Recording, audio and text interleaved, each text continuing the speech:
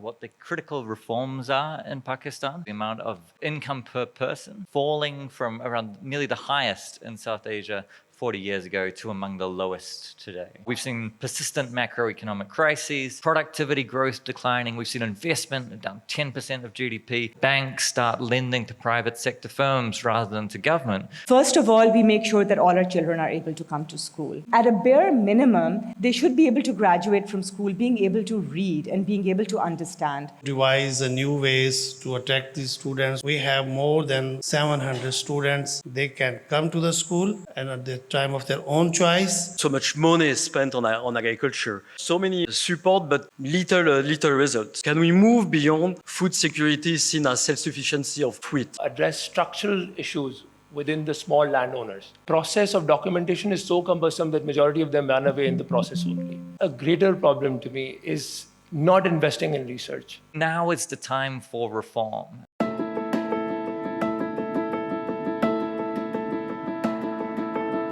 We have a panel discussion on reforms for a brighter future. It has two parts. The first one is improving learning outcomes, and the second is about the agri-food sector. So now I would like to request the panelists, starting from Mr. Tobias Huck from World Bank, to come on the stage, please. And then we have presenter Ida from World Bank. She will be presenting on the improving learning outcomes, which will be discussed by Khwaja Mazharul Haq Sahab. He's from School Education Department, South Punjab. The second part is related to agri-food sector, which will be presented by Oliver Durant from World Bank, and it will be discussed by Mr. Mohsen Hassan. So I would request all the panelists to please be on stage. Good evening, everybody, and thank you to those who've stayed. We want to talk a little bit today about this program that we've been driving in the World Bank called Reforms for a Brighter Future. The purpose of this program really has been to have a discussion around what the critical reforms are in Pakistan that could be taken forward by a new government. I'm going to speak very, very briefly. I'm just going to skip through this presentation, and I'm happy to share it. I think we've all heard this throughout the day. Pakistan, current policy settings are really leading to the country falling behind. What we've seen is Pakistan's per capita income, so the amount of income per person, falling from around nearly the highest in South Asia 40 years ago to among the lowest today. So you've got real per capita growth rates of less than 2%. Really Pakistan as a country falling behind both its neighbors and other countries that it tends to compare itself to. We've seen persistent macroeconomic crises. We've seen human development outcomes falling behind, with human development really, as Luis Philippe pointed out, at sub-Saharan African levels. Other countries, when they've experienced this kind of repeated macroeconomic crisis, have implemented serious reform. And there is an interesting literature looking at moments of crisis and how that drives political policymakers, political elites to reform policies, to drastically change policies. And you can see this chart on the left, some countries that have experienced moments of macroeconomic instability or macroeconomic crisis, and following that have implemented policies that have allowed them to achieve very sustained economic growth over long periods. And by doing so, really left behind Pakistan in terms of incomes, in terms of sophistication of the economy, all the rest of it. So our view as the World Bank really is that this is the moment for Pakistan. What we've seen for decades now is repeated cycles of macroeconomic crises. We've seen productivity growth declining. We've seen investment down 10% of GDP, probably not even enough to correct for the depreciation of the capital stock. We've seen human development outcomes falling behind. And now we are in yet another macroeconomic crisis, reliant again on. So we think now is the time for reform. And we've been going around the country. We've been talking at universities. We've been talking to think tanks. We've been talking to civil society. We had a major policy conference in Islamabad a few months ago where we basically were saying, look, the reform priorities. Now, at this moment of crisis, what needs to change and what should be taken forward by a new government coming in after the elections? And we've put these ideas into these policy notes that are being finalized now. They're going to be launched next week, and they're going to be made public to inform public discussion and debate, and hopefully to inform the manifestos of the political parties that will make up the composition of any new government. And our recommendations are not necessarily new, they're not necessarily different. Our point is that we know what to do. Now is the time to take it forward. And those key policy shifts that need to happen are in several areas. And Isa and Oliver are going to talk about some of those. But the key areas we see really are human capital, where service delivery has really been suffering from a long time. It's been falling behind. There's a lack of coordination in the sector. There's a lack of investment in the sector. In fiscal sustainability, where government's been running large fiscal deficits, where the tax system is reliant on taxing a small number of compliant individuals, while government expenditure is wasteful, government expenditure goes on subsidies and regressive SOE transfers to propel an outside presence of the state within the economy. In the private sector, we think that there's really time for drastic reform to the business regulatory environment. There's a need to reduce the presence of state-owned enterprises and the state within the economy. There's a drastic need to ensure that banks start lending to private sector firms rather than to government, which again depends on the government reducing its fiscal deficits. In the agri-food sector, I'll let Olivier speak to that. And then in the energy sector, our final sector, again, some of these key reforms that have been spoken about for many years, but really reforming the distribution companies to reduce losses, the need to change the energy mix towards renewable energy, and the need to reduce the prices of generation from outdated, high-cost generation. Policy shifts required in all of these areas, and we wanted to do a bit of a deep dive today on two of those sectors. First on education, which Isa is going to lead, and on agri-food, which Olivier is going to lead. And we're very lucky to have some excellent discussants here to provide some initial reactions to the World Bank recommendations. So with that, let me turn over to Isa to talk a little bit more about the education sector and what we see is required here. Thanks, Tobias.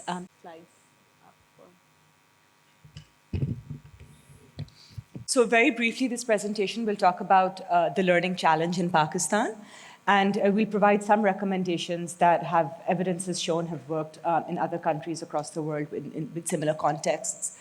So there's a term called learning poverty, which actually captures the portion of 10-year-old children who can read and understand an age-appropriate text. And that, for Pakistan right now, post-COVID, post-floods, the learning poverty rate is 78%. This means that 78% of the children in Pakistan today are unable to read an age-appropriate text and understand it at the age of 10-year-old. This is a composite indicator. It consists, it has two key sub-indicators. One is learning deprivation. At this point in time, 70% of children are learning deprived. That means 70% of the children who are going to school but still cannot read at their age level across Pakistan. And this is actually below the global proficiency requirements for 10 years old. So Pakistan is below minimum proficiency requirements. And then we have about 27% of our children who are out of school. As you see over here, the figure is higher for girls, which is at 32%, boys at 22%. So almost 30% of the children in Pakistan today, roughly around 21 million, do not go to school or have never been to school. Another indicator that we used, which is called LAYS, Learning Adjusted Years of Schooling, shows that even when children go to school and they complete school, the learning productivity actually only equals to 5.1 years. So that shows, again, the value of the education that they're receiving. And a final figure that I'd like to introduce is the Human Capital Index. So at this point in time, the Pakistan's Human Capital Index is at 0.41, which means that all of us in Pakistan today are only achieving 41% of our human capital potential. It's a cumulative figure. It takes into account infant mortality, health, nutrition, and learning. And if you're born in Sindh or Balochistan, in Balochistan it's 32%, in Sindh it is 36%. So what are some of the things that we can actually do to address this? And again, very short presentation, I'll get directly to our recommendations. First of all, we make sure that all our children are able to come to school, and in particular girls. This obviously means constructing new schools, adding classrooms to existing schools, but also looking at innovative ways such as conditional cash transfers that families can use to arrange transportation. This has been highly effective in bringing girls to school, especially at the middle and secondary level. In Pakistan, with the experience of Punjab and KP, PPPs, public-private partnerships, and we have the school education department here. Punjab has had a very, very successful example of, through the Punjab Education Foundation, of enrolling up to 2.5 million children through public-private partnerships. Enrollment campaigns that that introduce the benefit of education have proven to be effective in Pakistan and across the world. And when children do come to school, at a bare minimum, they should be able to graduate from school being able to read and being able to understand.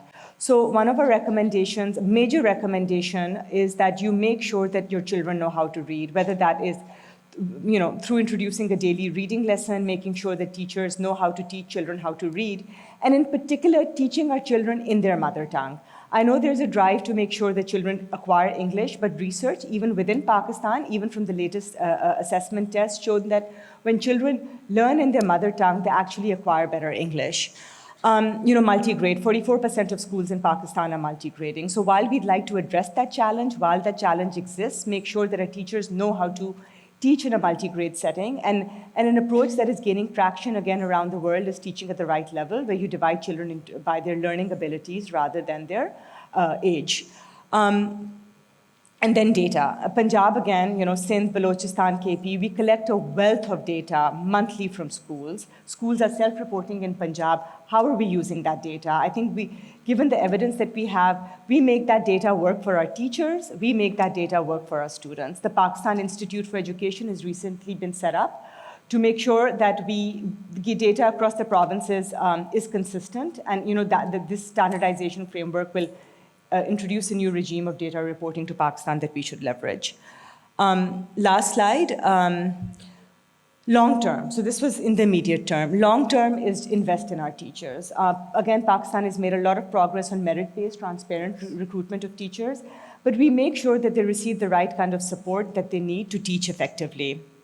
And early childhood education. Evidence across the world shows that the way the brain grows in the first 1,000 days, it will not grow like that after a child reaches 3 years of age. So we leverage that. We make sure that our early childhood education programs not only do exist, but meet minimum quality standard. Teachers who know how to teach to children, the right kind of learning resources, activity-based learning. And then finally, education budget. People in the government say that education budgets will maybe in some provinces are up to 40% of the expenditures, public expenditures. But we all know most of that goes to teachers. Development budgets are under 10%, sometimes under 15% at maximum of the education budget. So our proposal is that, the 2.4%, it's actually the lowest in South Asia and much lower than lower income countries, which is why you saw in Tobias's slide, our NER, all our indicators, learning poverty, net enrollment rates, are among the lowest in South Asia, and again, the lowest among the lower-income countries as well, because we don't invest much in education. Again, what do we need to deliver this? Long-term political consensus. This is not a 5-year political regime solution. This needs to be inter-party, and we need to think in the long term.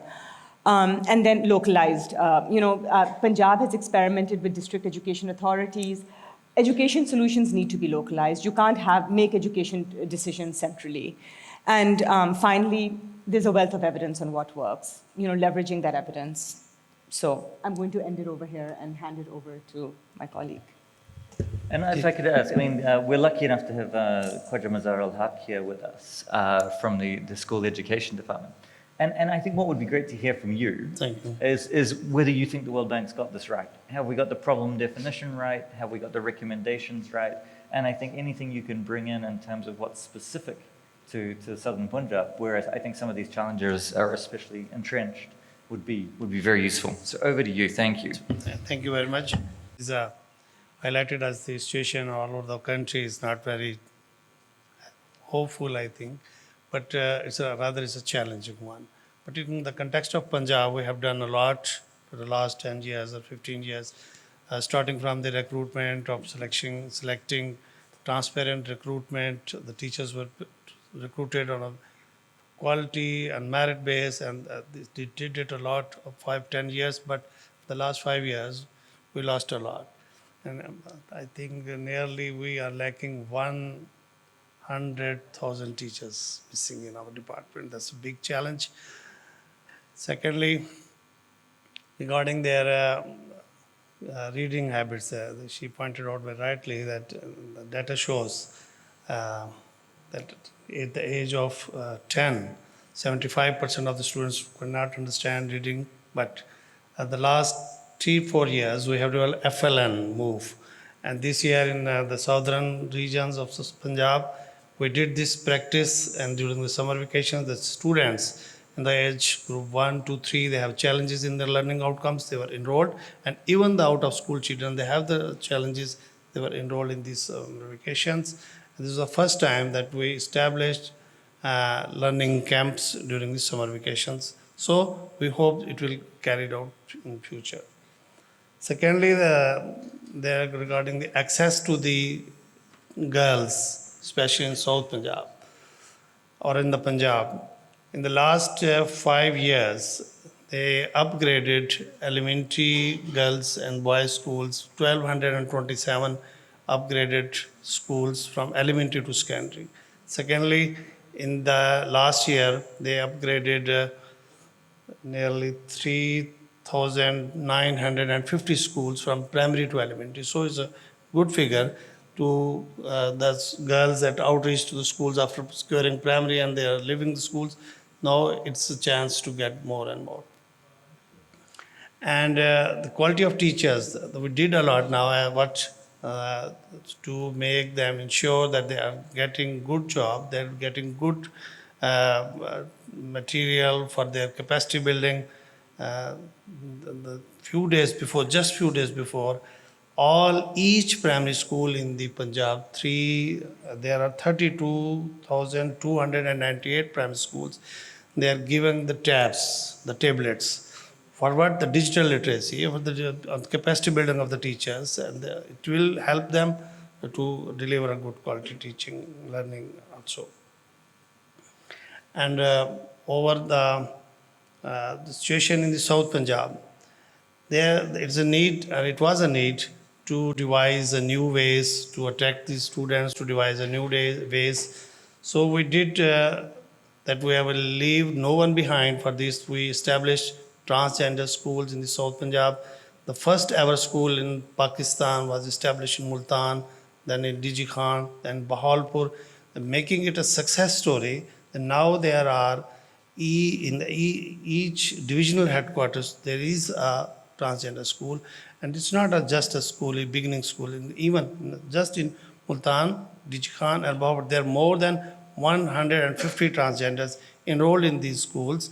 So it is a small step, but it will help a lot to make them education based. And there's another point here that is not just imparting them education, but giving a low-hanging fruit, being skilled them with the vocational trainings also. So another way to attract these children, those out of school, like we see everywhere that some children, we define the labor class. So there's a child class, learning child labors. One is a working class. So the family that cannot afford their livelihoods, they send their children to some workplaces. So in South Punjab, it's only in South Punjab that we establish at each district early morning school. So in 2 years' time, we have more than 700 students, they can come to the school and at the time of their own choice, and there's a teacher for teaching them, and he can then go to his workplace. So in South Punjab, we have established the student leadership also. For making them, strengthen them, there are 14,000 plus schools in South Punjab, in secondary and high schools, and elementary schools. We opened up it for the students, they can elect their own leaders. So this is, there is a student council now. Student councils now, president, vice president, and general secretary. More than 1.1 million students elect their representatives each year. It's the third year that we have did this. So it's a good.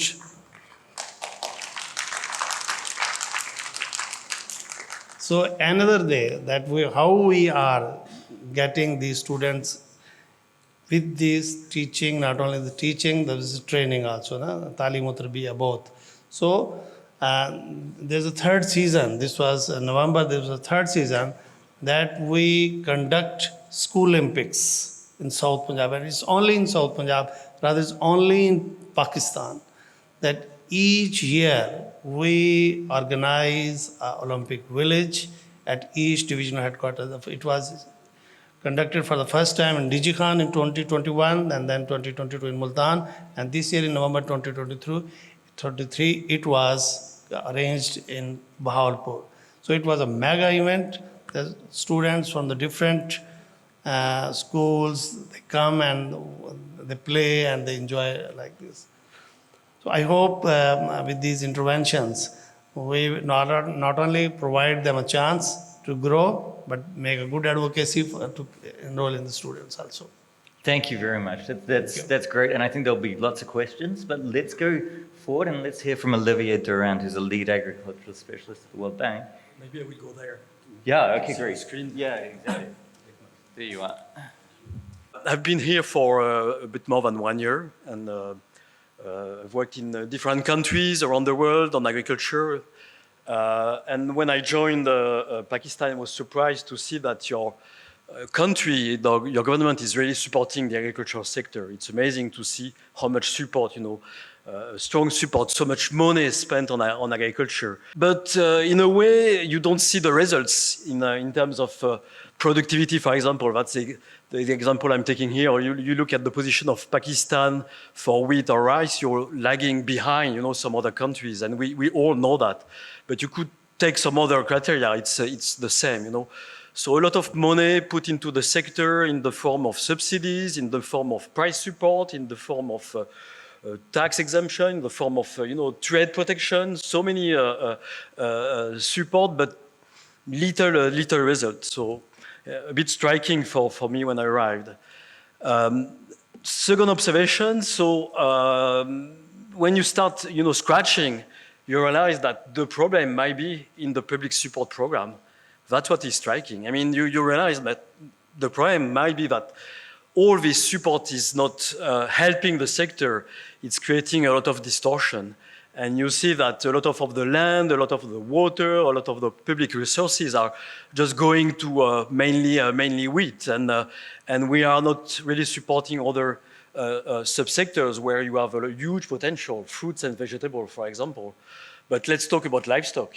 Striking to me to see that livestock is more than half of the agricultural GDP, but it's receiving only 1% of public investment.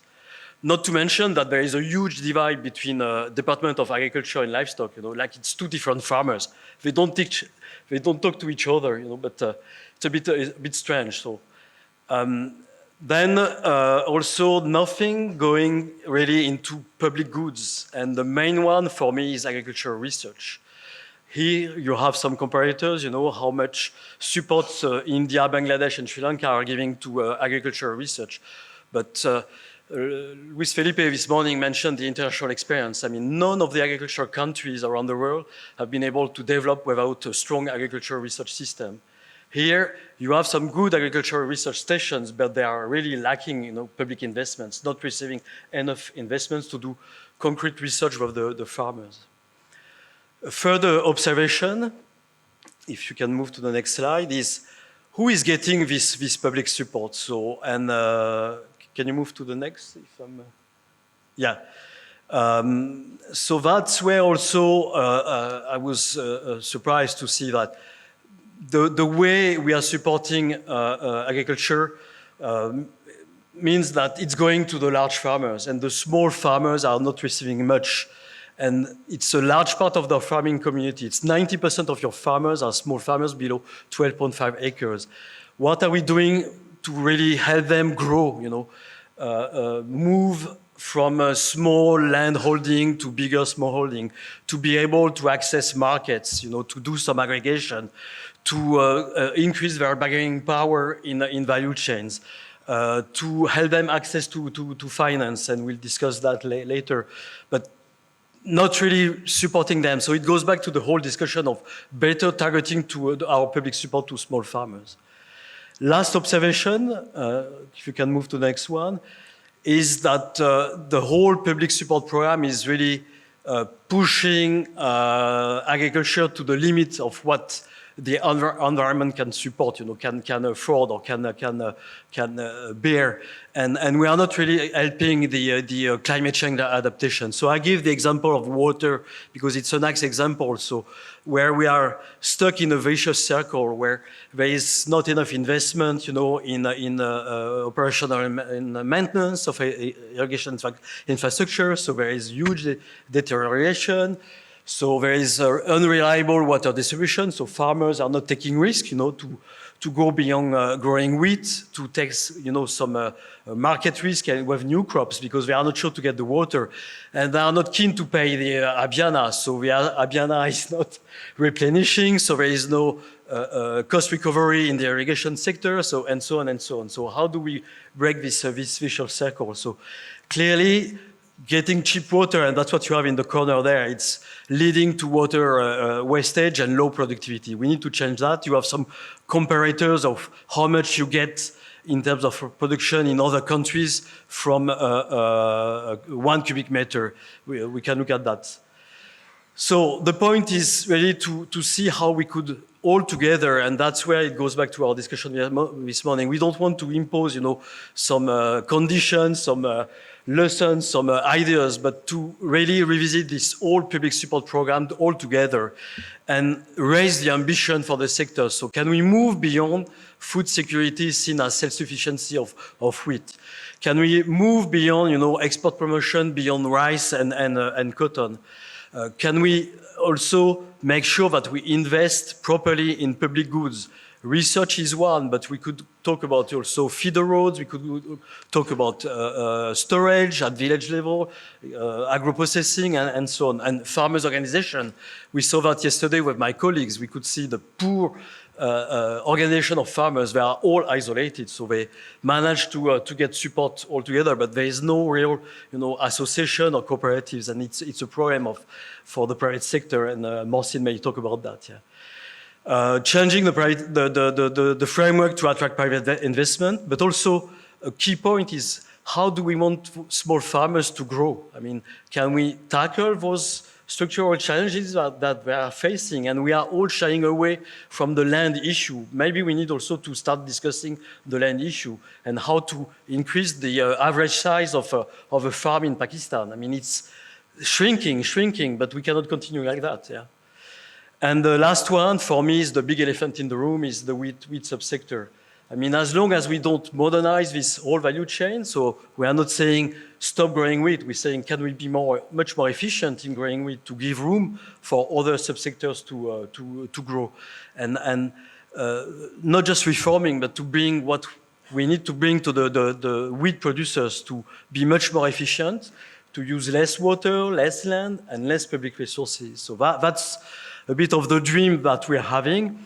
On the right, and I will not go into the detail, but it's the idea of what could be a vision for the agricultural sector for the next 10, 20 years, you know, to have a real market-driven with private investment in the sector that can grow, you know. But it needs, you know, some transformation, and we want to work on that all together and try to find solutions all together. Let me stop here, but I'm sure Multan will react and add to that. Yeah. Thanks a lot. Excellent. What a great presentation. And thank you. And over to Multan again. Again, please challenge us. Tell us that we have it wrong, what we have right, what you think we should be adding to this vision. Really looking forward to your insights. Thanks. So thank you, the World Bank team, for having me over. And I'll continue with Olivier's last slide only, where he recommended 6 things. And in the interest of time, I'm going to build upon 2 of them. One discusses how we can address structural issues within the small landowners. And the second is how we can redirect public spending towards core public goods such as research and all. So on the first point, and I've been associated with the agricultural industry in Pakistan for the last 13 years in different capacities. And out of my own observation, the first thing that we need to address when it comes to subsistence farmers is financing. First, we need to understand what are subsistence farmers. So subsistence farmers are farmers who have less than 12 acres of landholding. They represent almost 85–90% of the farming households, and they are around 50% of the overall cropped area. Now, for a majority of them, agricultural income is their primary source of income. So they are by design very risk averse. And we are talking in this policy note about moving them towards high value crops. High value crops are essentially crops that require more financing. They are more risky. So when you want them to move towards those type of crops and become more efficient, the first thing that needs to be addressed is the financing gap that they have. We read in the Economic Survey of Pakistan, and we often hear that State Bank has rolled out 1.8 trillion worth of loans to these farming communities. But when you go on ground and you actually meet the subsistence farmers, you would find seldom who will have access to those loans. And unfortunately, the process of documentation is so cumbersome that majority of them run away in the process only. So we really need to see how can we give them access to this financing that is better, more efficient. And one of the things that has recently come across, and I've seen it at play, is electronic warehouse receipts. So this is also an initiative of SBP and a company called Nemat Collateral, where what they're doing is asking farmers to store their grain with exporters and millers in silos, have them in safe custody, and against them, using them as collaterals, are giving loans up to 70% of the value of the grains. So this is a step in the right direction when farmers are actually having somewhat an access to financing. What this helps actually do them is it doesn't force them to sell when prices are low. Generally in Pakistan, at the time of harvesting, like it was a month ago in case of rice, prices were at levels of 3,600, 37, and only 30 days have passed by. Today, prices are at 45 and 4,600 rupees a month. So at least farmers can get the right price for their produce. So that's a step in the right direction, and using that data, probably you can give them easier financing. You can run away from the traditional documentation that is required, and in a way make financing available through banks that is more easier to these subsistence farmers. Then the second problem, and that's a greater problem to me, is not investing in research.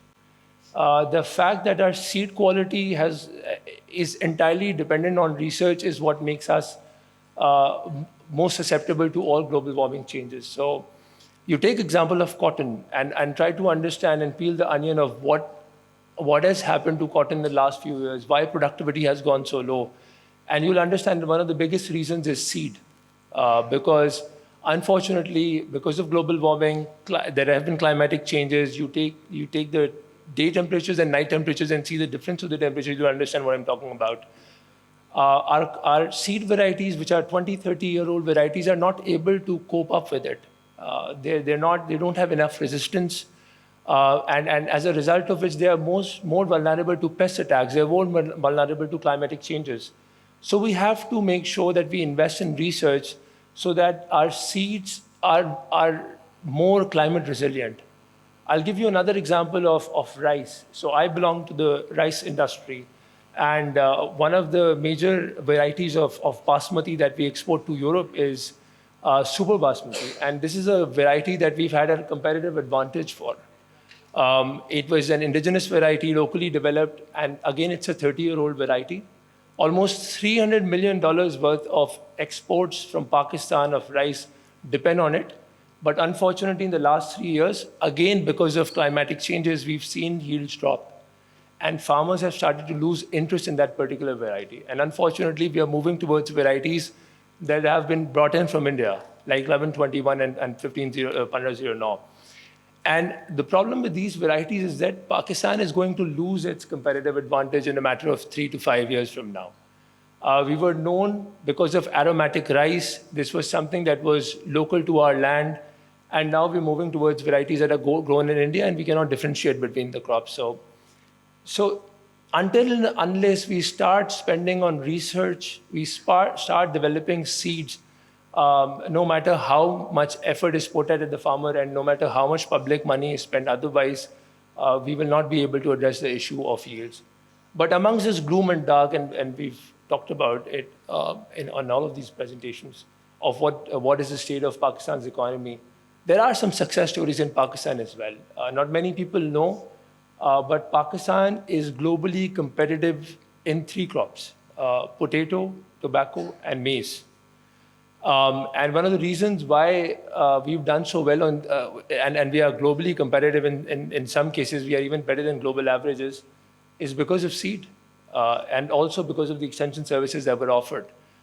And let me try to build onto the success story of maize. Because again, not many people know this, but maize now in Pakistan is the 3rd most important crop. It is 0.7% of Pakistan's GDP. If you look at maize in the last 10, 13 years, that is where the transition started to happen. Since 2013 to date, in the last 1 decade, maize production in Pakistan has grown from 4 million tons to 10 million tons. And yields have improved in the last 13 years from 40 months to 65 months. Again, this was all on the back of better quality of seeds and private companies doing better extension services, educating farmers, imparting knowledge and making them understand. And I say this quite often, that whether it is our subsistence farmers or large landowners, farmers in Pakistan are economically rational players. If you give them good proposals, if you show them results, if you give them proposals that reap economic benefits, it takes some time, but they adapt to it.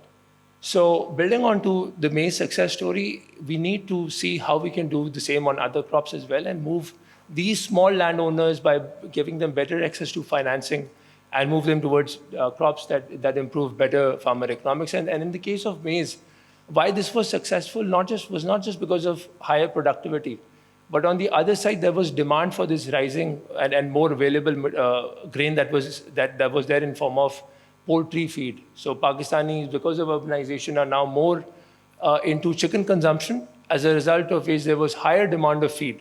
And this higher demand absorbed the incremental 6 million tons that is now available. Now we've come to a point where we have surplus available and we are exporting close to 800,000 tons of this 6-10 million tons.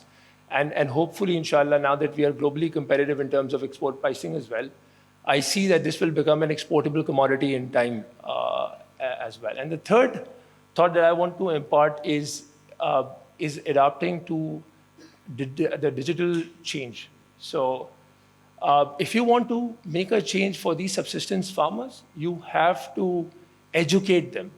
And education will not come out of the extension services that is offered by Government of Punjab. We all know the inefficiencies in the process. There are around 3,000 people there who work for Government of Punjab in these extension roles, but they can't reach out to 7-8 million households. You have to have digital interventions, applications that farmers can be imparted knowledge through. And through these digital mediums, I hope and pray that these farmers will understand the best way of increasing productivity and improving yields, and in turn, improving their economic situation. So that's my feedback on today's presentation. Thank you so much. Well, look, I think we have about 10 minutes left, so we can open up to some questions, and perhaps just maybe we can start with, do we have any questions from the students in the room? Yeah? Why don't we start with that? Assalamu alaikum, sir. Taha Abbas from School of Economics, BCU. Sir, my question is from the representative of the Punjab Education. Sir, you introduced all the policies and discussed them with respect to or subject to the schools and the students at the elementary and the primary level. Sir, but what is your stance? What is your stance for the students who are currently following up their education in the secondary at the universities and are the product of the weak educational system? So please comment on this. I'll start with the last presentation on agriculture. My quick response to this analysis is that definitely you have pointed out to the right thing. But my question related to it, that where do you find the role of the government in actually creating the problems for this sector not to grow? I'll give you a quick example. We talked about the water. They're offering solarized tube wells at government's cost. So that means that the water table is going to further go down, incentivize inefficient use of the water. On the other side, if you look at the development budgets, especially for, I've seen the KPK budget, it's almost 80% subsidy. Whatever the individual farmers, whether their subsistence or bigger, they need from the government is subsidy in the form of provision for land machinery, for subsidized maybe pesticides or the seed. The maize example which you have given, especially, that was basically on the basis of the private sector, which was there to support the sector as such. So in the agriculture, we have the licensing regime for the seed, for the pesticides and so many things. And most of the government offices are basically working just like bureaucrats rather than facilitating. R&D is basically almost redundant except for the pays and pensions which are provided to different institutes. So from that context, don't you think that first major recommendation should be that take the government away from this sector? And if we can channelize keeping the same budget, maybe through some more efficient ways, whether it's some private sector or you've talked about the cooperative system, they can, I think, manage it better. One quick question from Tobias, especially with regards to the fiscal management side. We often talk about the overall budget constraints, restraint in terms of the budget deficits, but don't you think that it's the process behind it? We are talking about the education outcomes.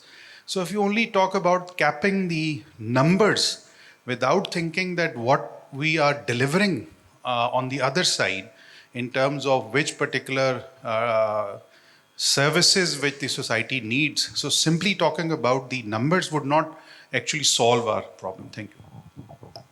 No, thank you very much. Well, look, let's go back to the panel, and I'll come in at the end on the budget question. But perhaps Izza, or do you want to kick us off? Okay, great. Okay, it's a good question regarding the secondary and higher secondary education. It's true that we did a lot in the primary, ECE, elementary, etc., regarding the access, enrollment, and the teaching methodologies, but we never ignored the secondary and higher secondary. For the last 5 years, the government is continuously working on the curriculum changes. So in 2021, 22, and this last year, this 2023, they have approved this curricula of all the classes now. This current curricula that was approved in 2023 is for secondary and higher secondary class based on the standards. The standard was established, and what is the new change?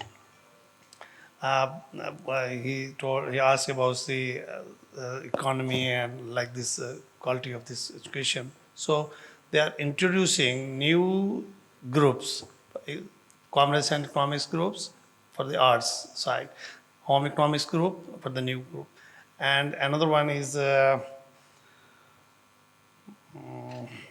home economics, commerce, and applied arts groups, so the fashion designing, etc. So it's the first time that they have introduced new groups. And for the students that think that they can only go to the medical colleges and engineering colleges, they have introduced new groups there also. Allied technologies, engineering allied technologies is another group, medical and allied technologies another group, and then vocation and skilled allied technologies another group for the secondary classes that definitely will vertically go up, and it will strengthen the guys, strengthen the students, strengthen the children to focus on their future.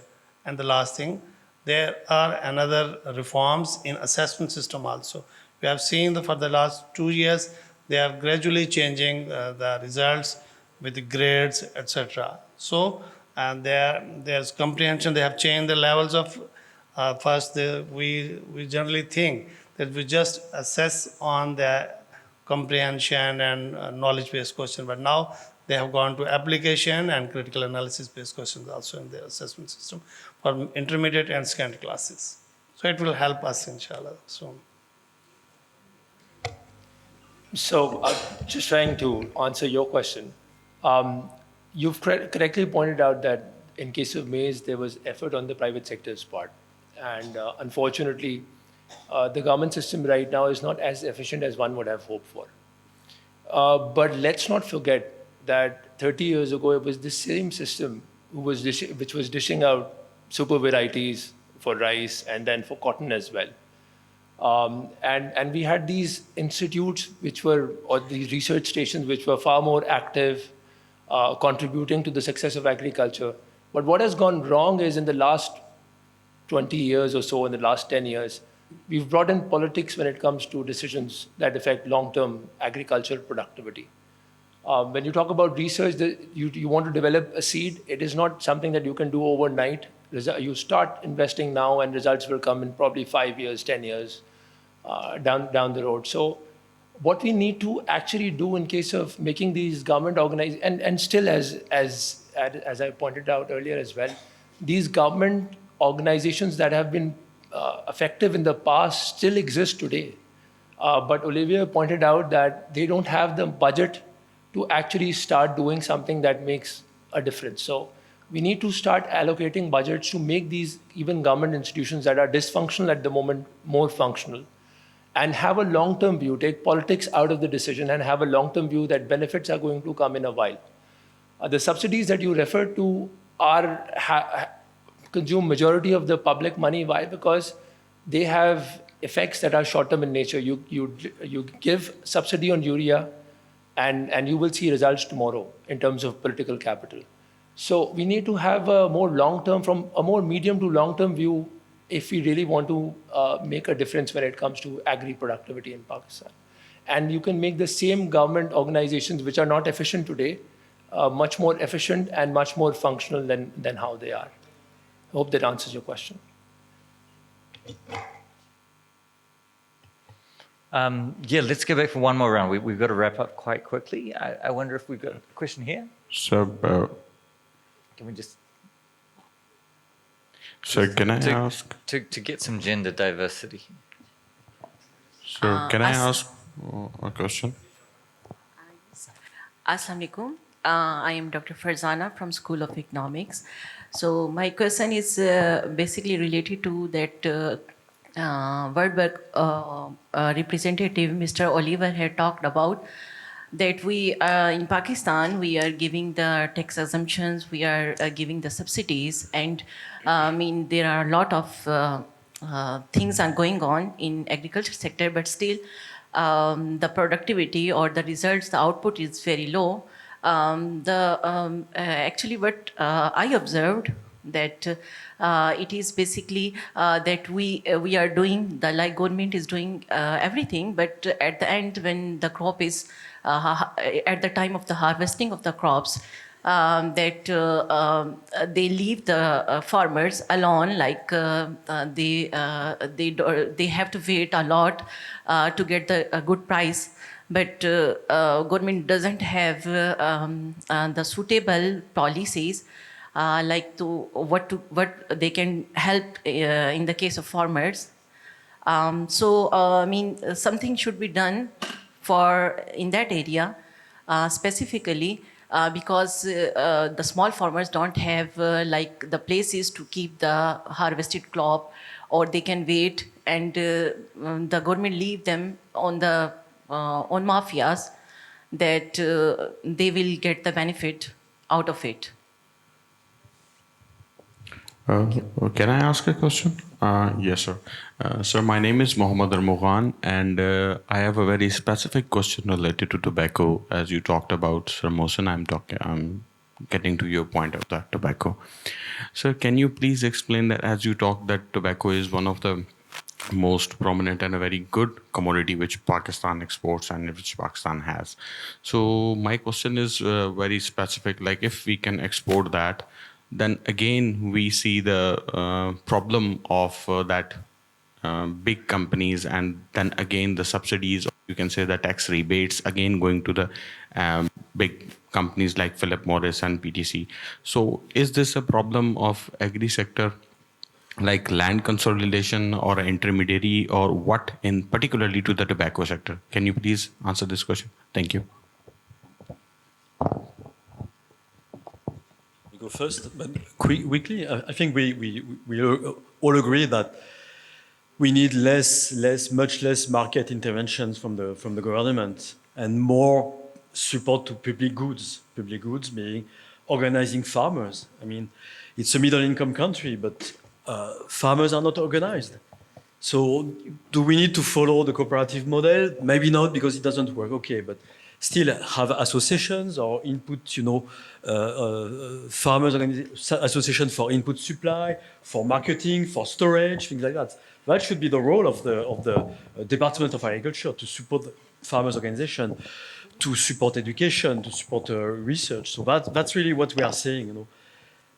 Remove the state from market interventions, deliver public goods. So, and we are not saying don't support the agricultural sector. We say, can we get better support to much more efficient public support to the agricultural sector, and more targeted towards smaller farmers? That's what we need. Yeah. Tobacco, I will leave it to you. So, Argaman, I gave you the example of maize in particular, and not tobacco. Yeah, tobacco in terms of yield is comparable to world averages, and I deliberately didn't really talk about the tobacco because of the very nature of it. But since you've raised the question, let me just clarify a few things. So, tobacco is essentially grown in KPK. It's a small crop, not a widespread, commonly grown crop. And purely from an economics point of view, if tobacco is grown, and taking on to what you said, the advantage of these public spending goes to the big companies, not naming them. So it is one sector from which the government of Pakistan really benefits. Why? Because around 80% of their top line is taxed in one way or the other, right? So in terms of taxing, in terms of pure economics, I don't think it's a wrong move, but I really didn't give you the example of tobacco. I talked about maize. You might have not followed properly. So look, I think we're going to have to leave it there. We're at time, but a big round of applause to the panel. I won't try and summarize, but thank you so much.